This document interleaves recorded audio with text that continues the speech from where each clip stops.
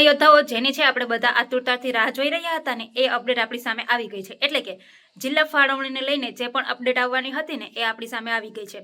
આમાં છે એ કોઈ બી લોકોને કોલ નથી કરવામાં આવ્યા કે કોઈ બી લોકોનો છે ઈમેલમાં કોન્ટેક્ટ કરવામાં નથી આવ્યો.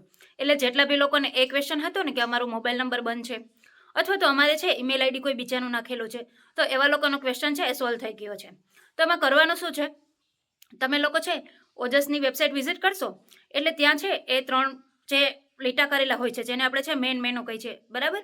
એ મેનુ પર તમે ક્લિક કરશો ને એટલે તમને છે એ નીચે થોડું સ્ક્રોલ કરશો એટલે નીચે તમને ઓપ્શન આપવામાં આવે છે, જેમાં છે એ મેન્સ એક્ઝામિનેશન અથવા તો પ્રિફરન્સ કરીને તમને એક ઓપ્શન આપવામાં આવે છે.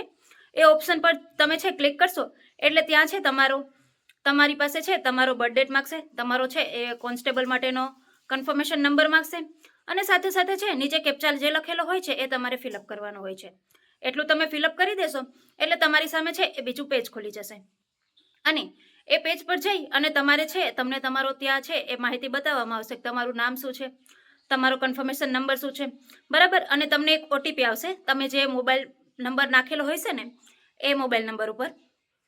એટલે કે તમે ફોર્મ ભરતી વખતે જે બી મોબાઈલ નંબર નાખેલો હોય છે ને એ મોબાઈલ નંબર પર તમને એક ઓટીપી આવશે. એ ઓટીપી તમારે એમાં નાખવાનો રહેશે અને સાથે સાથે છે તમને 5 પ્રિફરન્સ આપવામાં આવશે. એમાં છે તમારે પહેલું પ્રિફરન્સ કયું રાખવું છે, કયો જિલ્લો રાખવો છે એ તમને છે એ કહેવાનું કહેશે, બીજું પ્રિફરન્સ કયું રાખવું છે એ કહેવાનું કહેશે. એવી રીતે છે તમને 5 પ્રિફરન્સ આપેલા છે, જેમાંથી છે એ 3 તમે જિલ્લા પસંદ કરી શકો છો અને તમારે 2 છે એ સિટી પસંદ કરવાના છે, કમ્પલસરી છે. એટલે કે સિટીમાં છે અમદાવાદ, વડોદરા, રાજકોટ અને સુરત, આ 4 સિટી આપેલા છે. આ 4 સિટીમાંથી કોઈ 2 છે એ તમારે પસંદ કરવા કમ્પલસરી છે.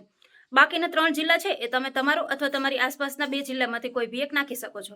અને એમાં કાયદેસર લખેલું છે કે મેરિટ પ્રમાણે છે એ તમને તમારો જિલ્લો અથવા આસપાસનો જિલ્લો જ્યાં જગ્યા હશે ત્યાં આપવામાં આવશે.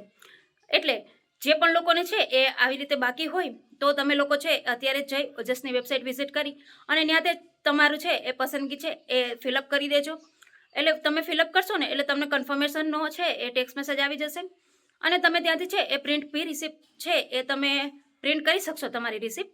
અને એ રિસિપ્ટ છે તમે પ્રિન્ટ કરી અથવા તો તમે ડાઉનલોડ કરીને તમારા મોબાઈલમાં તમારી જોડે રાખી શકશો, જેથી તમને છે એ ખ્યાલ રહે કે તમે કયો જિલ્લો છે પહેલાં ફિલઅપ કરેલો છે. ખાસ ધ્યાન રાખવું, પ્રિફરન્સ 1માં કયું નાખવું, પ્રિફરન્સ 2માં કયું નાખવું, સમજી વિચારીને નાખજો. એવું હોય તો 1-2 વખત જોઈ લેવાનું આપણો જિલ્લો છે કે નહીં, આપણો આજુબાજુનો જિલ્લો છે કે નહીં, બરાબર. એ ખાસ જોઈ લેવું. એટલે અત્યારે જ ઓજસની વેબસાઇટ વિઝિટ કરી અને તમે તમારી છે જિલ્લા પસંદગી કરી શકો છો.